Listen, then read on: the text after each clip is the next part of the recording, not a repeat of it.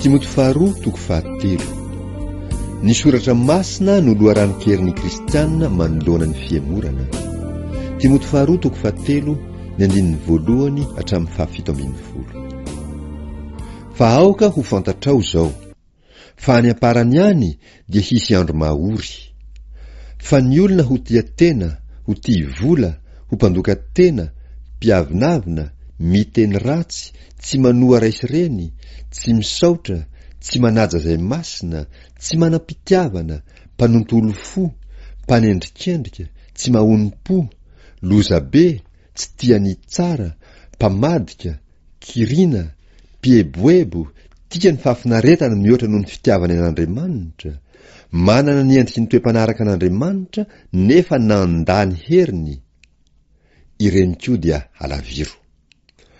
Fa isan'ireny izay misokosoko miditra any an-tranon'ny sasany ka mahalasa ho babiny vehivavy adaladala, vesaran'ny fahotana, entin'ny filana maro, mianatra mandrakariva nefa tsy mahatratra ny fahalalana ny marina. Ary tahaka ny nanoeran'i Janasy Zamra any Mosesy no anoeran'ireo koa ny fahamarinana, dia olona maloto saina sady tsy manam-pinoana marina. Kanefa tsy handroso intsony izy, fa ny hadalany dia haseho amin'ny olona rehetra, tahaka ny an'ireo koa.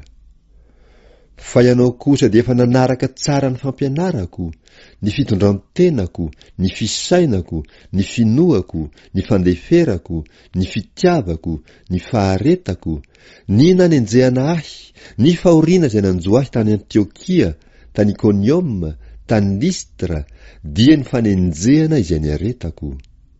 Ary ny tompo nahafaka ahy tamin'izany rehetra izany. Eny, izay rehetra teo velona amin'ny toe-panaraka an'Andriamanitra izay ao amin'ny Kristy Jesosy dia henjehina. Fa ny ratsy fanasy ny mpanoloky kosa dia handroso hiharatsiratsy kokoa, sady mamitaka no fitahina. Fa ianao kosa dia mahareta amin'izay zavatra nianaranao sy nampinoana anao, satria fantatrao izay nampianatra anao izany.